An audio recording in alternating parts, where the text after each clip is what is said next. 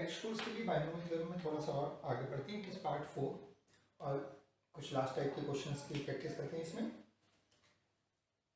हमारे पास एक बाइनोमियल एक्सपेंशन है, दैट इज मान लेते हैं it is 2x plus 3y whole square. Simply मैंने ये ले लिया। It is something we are doing. It is, अगर मैं इसको बाइनोमियल की, कल मैंने एक ऊपर आसान सा क्वेश्चन दिया 1 प्लस 3x की पावर 3, मैंने ये वाला क्वेश्चन दिया। बाइनोमियल एक्सपेंड करते हैं। It is 3c0 plus 3c1 into 3x plus it is 3c2 into 3x का whole square plus 3c3 into 3x की पावर 3। अगर मैंने इसको बाइनोमियली एक्सपेंड कर दिया, 1 प्लस एक्स की पावर है, n की जगह पे 3 है, x की जगह पे 3x है, तो यहाँ पर ये जो होते हैं 3c0 3c1 3c2 up to जो भी है 3c3, ये जो है these are known as binomial coefficients. ये बाइनोमियल कोफिशिएंट्स हैं। लेकिन अगर मैं कंप्लीट कोफिशिएंट की बात करता हूं, अगर मैं कंप्लीट कोफिशिएंट की बात करता हूं तो that is 3c0 3c1 into 3, it is 3c2 into 3 square, it is 3c3 into 3 cube, it is complete coefficients। तो हमारे पास दो तरीके से he can ask you to find out the coefficients। ये सबको मालूम है कि all the binomial coefficients, sum of all the binomial coefficients ये 2 की पावर n होता है, ये सभी को मालूम है। sum of all the binomial coefficients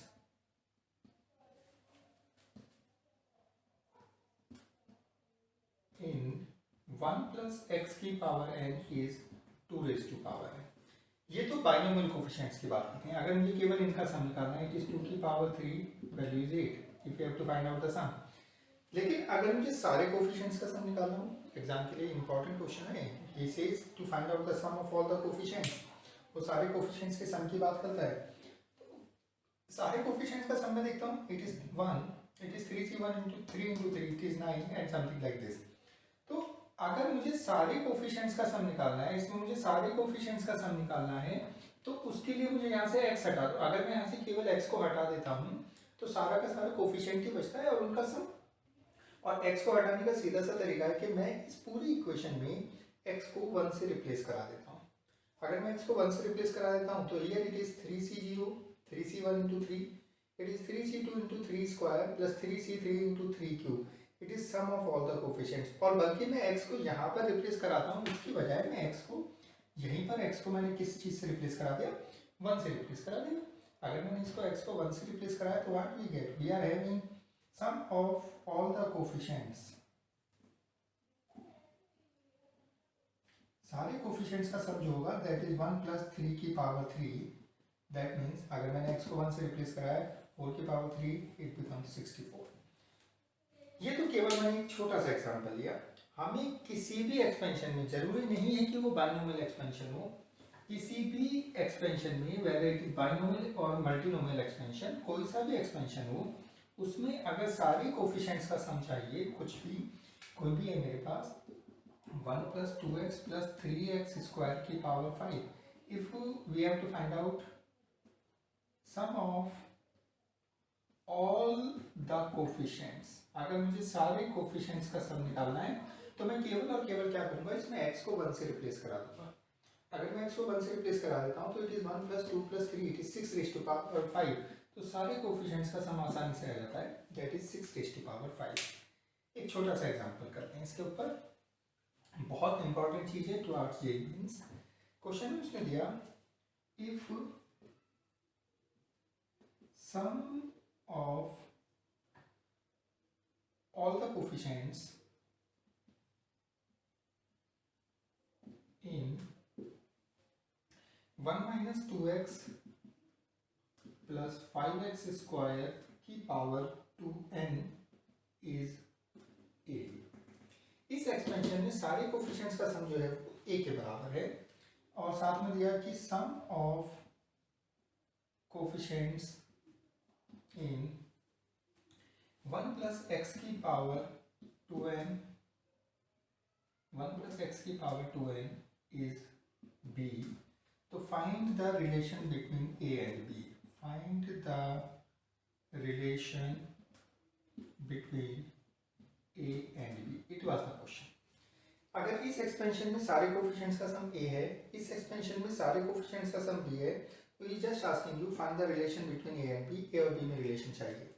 तो मुझे मालूम है कि sum of coefficients in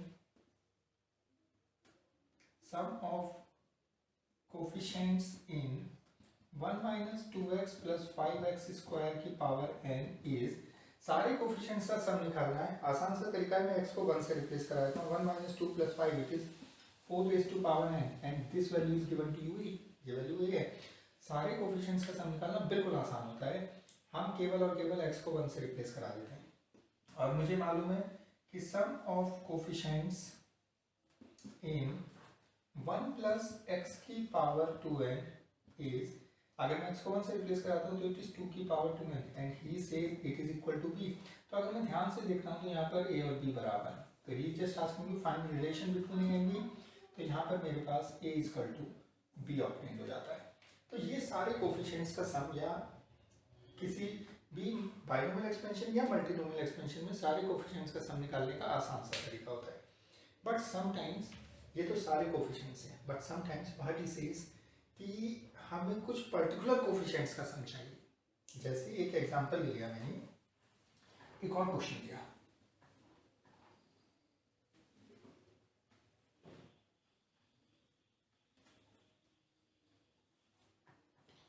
He says question में find sum of all the coefficients, sum of coefficients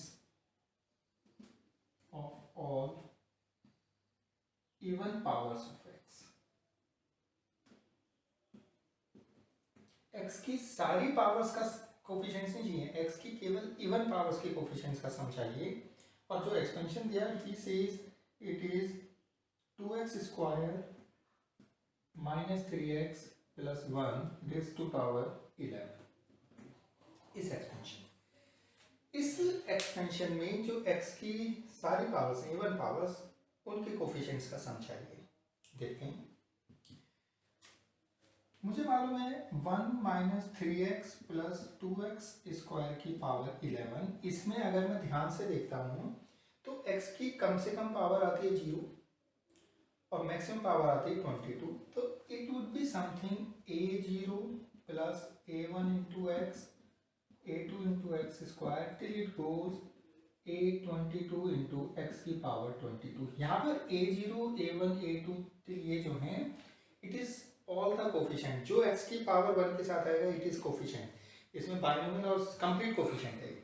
x square का कोफिशिएंट a2, x क्यूब का कोफिशिएंट a3 till x की power 22 का कोफिशिएंट a22. मुझे सारे कोफिशिएंट्स का सम नहीं चाहिए. मुझे a0, a1, a2 सबका सम नहीं चाहिए. वो तो मैं x को 1 रख के निकाल लेता हूँ. मुझे केवल इवन पावर्स का सम चाहिए, यानी कि a0, a2, a4 टिल यहाँ तक चाहिए.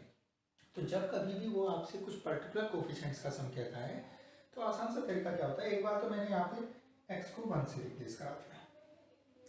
x को 1 से रिप्लेस कराऊंगा तो ध्यान से देखते हैं 0 आया और here it is something a0, a1, a2, a3 till कहाँ तक a22 तक, जो कि हम अभी तक कैलकुलेट करनी है. सारे कोफिशिएंट्स का सम वो यही चीज है. सारे कोफिशिएंट्स का सम x को 1 से रिप्लेस कराया, इस केस में ये 0 आ रहा है. लेकिन मेरा आंसर ये नहीं है. मेरा आंसर, मुझे केवल इवन कोफिशिएंट चाहिए. तो x में हम क्या करते हैं, एक बार तो x को 1 से रिप्लेस करा देते हैं और एक बार मैंने इस इक्वेशन में x को -1 से रिप्लेस करा दिया. अगर मैं x को -1 से रिप्लेस कराता हूँ तो it is 6 raise to power 11 and here it would be a0 minus a1 plus a2 minus a3 till it goes a22. अगर मुझे पर्टिकुलर इवन या और कोफिशिएंट्स का सम चाहिए तो मैं क्या करता हूँ, एक बार x को 1 सारे कोफिशिएंट्स का सम, एक बार x को -1 तो सारे अल्टरनेट कोफिशिएंट्स का सम आ जाएगा. अगर इन दोनों इक्वेशंस को जोड़ दूँ तो मैं ध्यान से देखता हूँ कि ऑड कोफिशिएंट्स का सम मेरे पास कैंसिल हो जाता है और इवन वालों का सम ऑब्टेन हो जाता है, वो भी 2 टाइम्स. तो ऑन एडिंग अगर मैं इनको ऐड कर देता हूँ तो it that is 6 raised to power 11 and it is 2 times a0 plus a2 plus a4 till a22 and it is what is required value is 1 by 2 times 6 raised to power 11. It is our final answer. तो जरूरत पड़ने पर सारे even coefficients का सम, या अगर मैं इसमें से घटा देता हूँ तो इवन कोफिशिएंट्स कैंसिल और कोफिशिएंट 2 टाइम्स, तो सारे कोफिशिएंट्स का सम चाहिए x को 1, इवन या ऑड का चाहिए तो x को 1, एक बार x को -1 और जरूरत पड़ने पर जोड़कर या घटाकर हम उस टाइप सारे कोफिशिएंट्स का सम फाइंड आउट कर सकते हैं। जहां तक बाइनोमियल थ्योरम की बात आती है, ये बहुत इंपॉर्टेंट है जेईई मेंस के लिए। बाइनोमियल थ्योरम के ऊपर बेस्ड एक दो टाइप के क्वेश्चंस हम और कर सकते हैं। जैसे कि मैंने क्वेश्चन लिया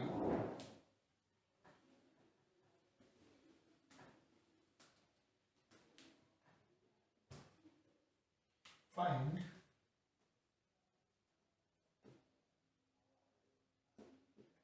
last 2 digits of 3 raised to power 400।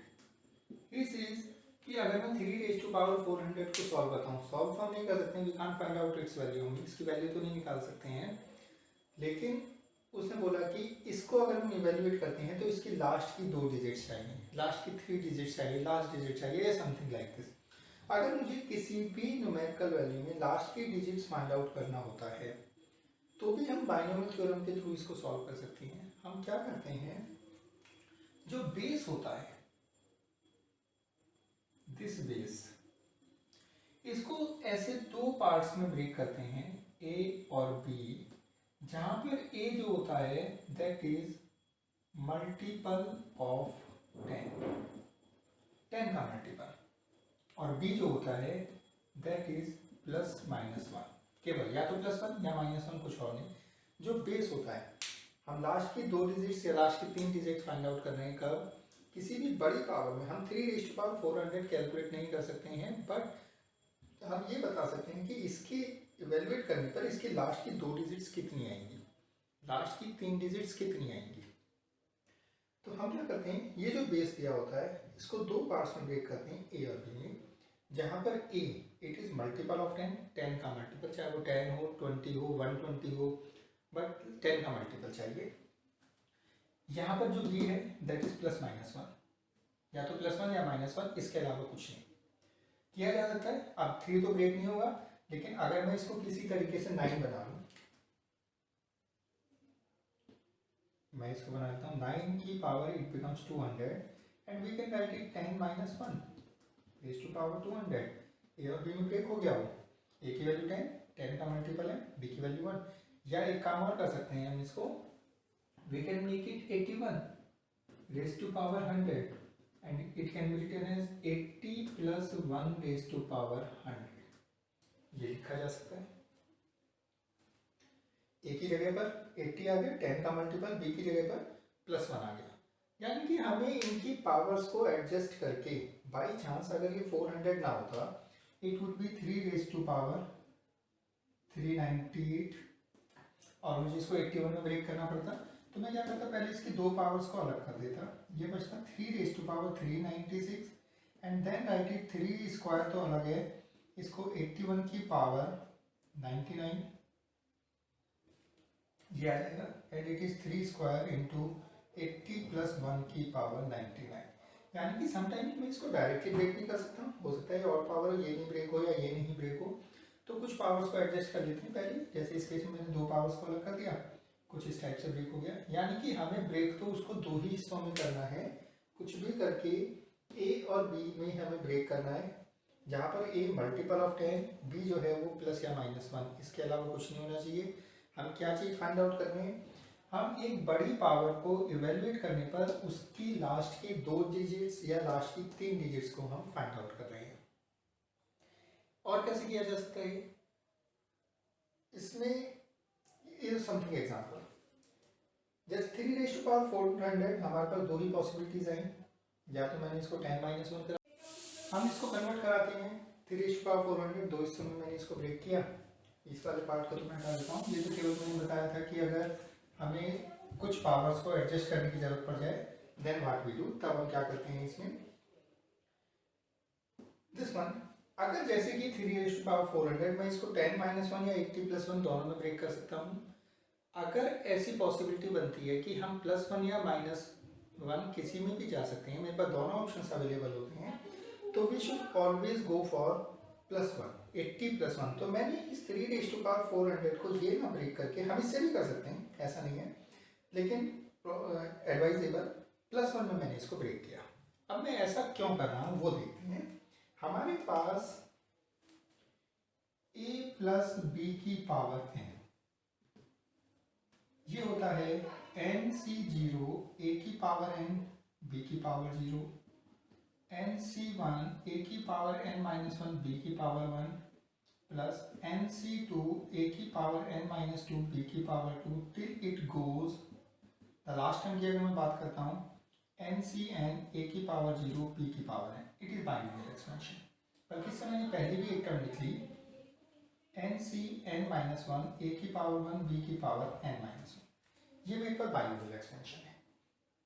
अगर ये मेरे पास बाइनोमियल एक्सपेंशन है और ये बाइनोमियल एक्सपेंशन मैं यहाँ पर मैंने 3⁴ को लिख दिया 80 + 1 की पावर 100, तो मैंने इसको कुछ ये लिखा,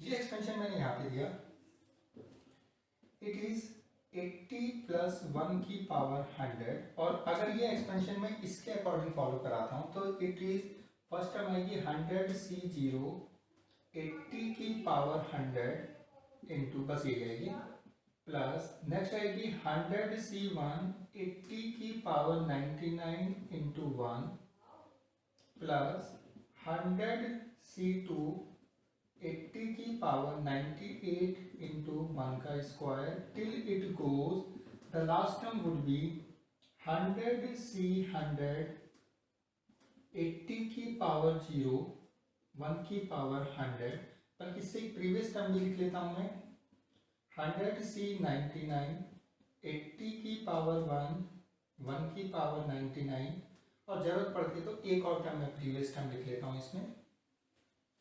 100c98 80 की पावर 2 1 की power 98। It is binomial expansion. बिल्कुल ध्यान से देखें, मैंने इसमें a + b की पावर n को ओपन किया, a की जगह 80, b की जगह 1, n की जगह पे 100, पहली टर्म, दूसरी टर्म, तीसरी term, till it goes last term उससे प्रीवियस, उससे प्रीवियस। अगर हम ध्यान से देखें, मुझे लास्ट की 2 डिजिट्स की जरूरत है। अगर मैं इसमें पहली टर्म की बात करता हूँ, दिस टर्म इवेल्युएट तो नहीं कर सकते, 80 की पावर 100 हम सॉल्व तो नहीं कर सकते हैं कि कितना आएगा, लेकिन हाँ इतना जरूर है कि ये टर्म जो भी आएगी उसमें कम से कम लास्ट में 100 जीरो जरूर आएंगे, बिकॉज ये 10 की पावर 100 बन रहा है, कम से कम 100 जीरो होंगे लास्ट में। इसकी बात करते हैं, कम से कम 99 जीरो, ज़्यादा भी हो सकते हैं, इसकी वजह से भी जीरो आएंगे, लेकिन कम से कम 99 तो मुझे नजर ही आ रहे हैं कि 99 जीरोस तो कभी जरूर होंगे। तो जब मैं इन सारे नंबर्स को एडअप करता हूँ, दिस प्लस दिस, इस टाइप से मैं इनको एडअप करता हूँ, तो मेरे पास ये वाला जो नंबर है, ये फाइनल नंबर इनको जोड़ के मिलेगा, इन सारे नंबर्स को। तो ये वाला नंबर लास्ट की 2 डिजिट को काउंट करने में बिल्कुल काम नहीं आएगा, इट इज इफेक्टिव। जैसे कि मान लो मुझे जोड़ना है 5 lakh plus 80,000 plus 7,000 plus 600 plus 56, मान लो मुझे इन सबको जोड़ना है। तो अगर मुझे लास्ट की 2 डिजिट्स की जरूरत है, तो लास्ट की 2 डिजिट्स जो हैं वो केवल इन 2 नंबर से आ जाती हैं। This number is useless by determining the last 2 digit of the sum. ये भी यूजलेस, ये भी यूजलेस, इवन ये भी यूजलेस है। लास्ट की 2 डिजिट केवल इन 2 नंबर से ऑब्टेन हो जाती हैं।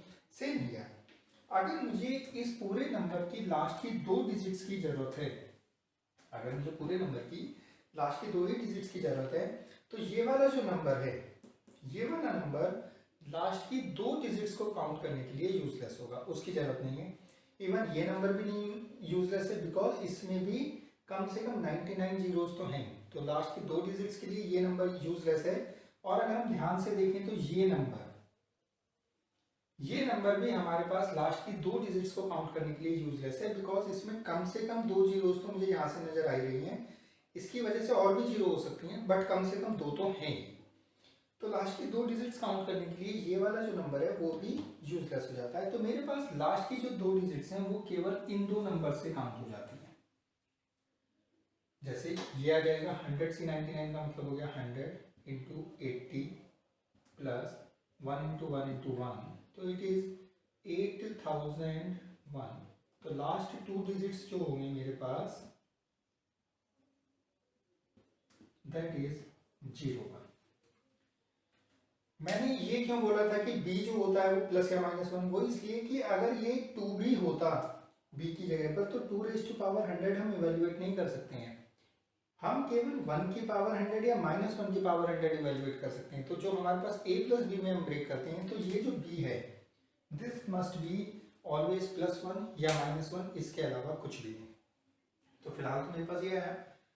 अगर वो कभी कहता है इस क्वेश्चन में कि लास्ट की 3 डिजिट्स मुझे काउंट करनी है, find last 3 digit of this number, इस नंबर की लास्ट की 3 डिजिट मुझे काउंट करनी है, तो लास्ट की 3 डिजिट काउंट करने के लिए फिर ये वाला जो थर्ड नंबर है ये भी इफेक्टिव हो जाता है और मुझे इसको भी इवेल्युएट करना पड़ता है। लेकिन इस वाले क्वेश्चन में जरूरत नहीं है। और and he will never ask to find 3 digits, क्योंकि इसको इवेल्युएट करने में भी इट विल टेक टाइम, इसमें टाइम लगेगा और ऐसे क्वेश्चन जनरली एग्जाम में नहीं आते हैं जिसमें टाइम लगता है। तो लास्ट की 2 डिजिट्स ही जनरली ये आस्क यू और last single digit he ask you, तो वो इस तरीके से फाइंड आउट की जा सकती है।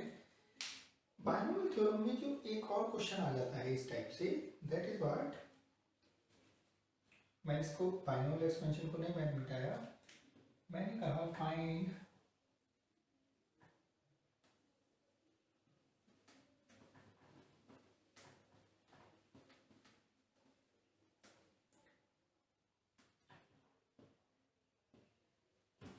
मैंने पूछ लिया find reminder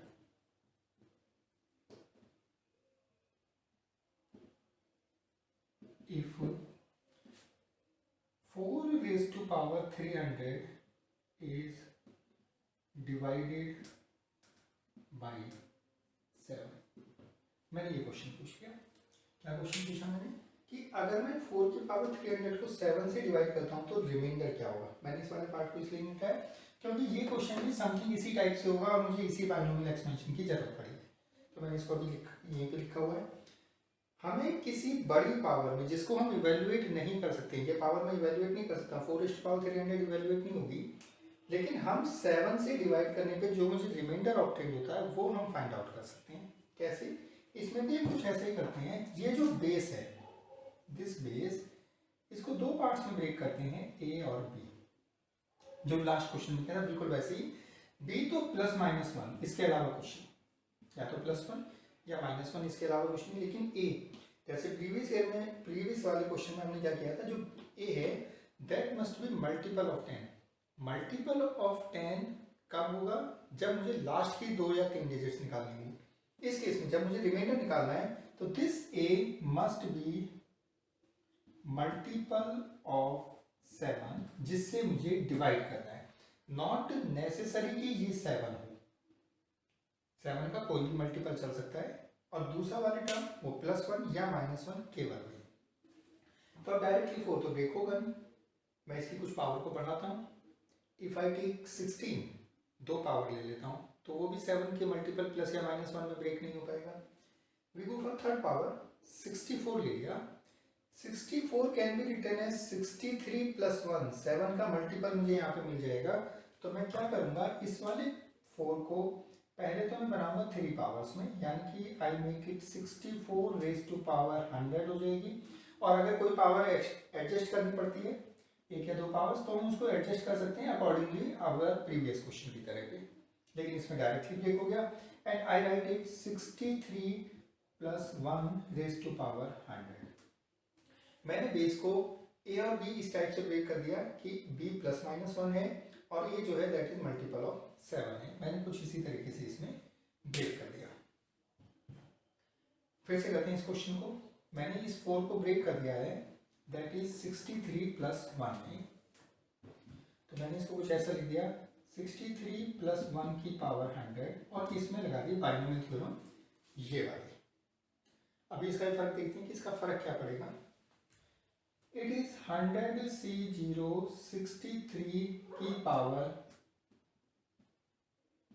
100। Next one would be 100 C1 63 की पावर 99 इंटू 1 की पावर 1 प्लस इस टाइप से जाता रहेगा। Next one it would B last term की बात करें 100 C0 100 C100 63 की पावर 0 1 की पावर 100। अगर इससे मैं प्रीवियस टर्म पे जाता हूँ तो इट वुड बी 100 C99 63 की पावर 1 1 की पावर 99 और ये इसी टाइप से जाता रहेगा। मैं लास्ट के दो टर्म्स लिखी। देखते हैं ऐसा क्यों किया मैंने। ये जो टर्म है दिस वन a की पावर है, अगर मैं ध्यान से देखता हूँ और 7 से डिवाइड करता हूँ तो it would be divisible by 7। ये 7 से डिवाइड हो जाएगी बिकॉज इसमें 63 एग्जिस्ट कर रहा है। 63 का मतलब 7 एग्जिस्ट कर रहा है क्योंकि 7 का मल्टीपल है, पावर बहुत सारी है। तो ये वाली टर्म 7 से कंप्लीटली डिवाइड हो जाएगी। ये टर्म ये भी 7 से कंप्लीटली डिवाइड हो जाएगी क्योंकि उसमें भी 63 के पावर 99 तो एग्जिस्ट कर ही रहा है। 63 का मतलब सीधा सीधा 7 तो एग्जिस्ट कर रही है।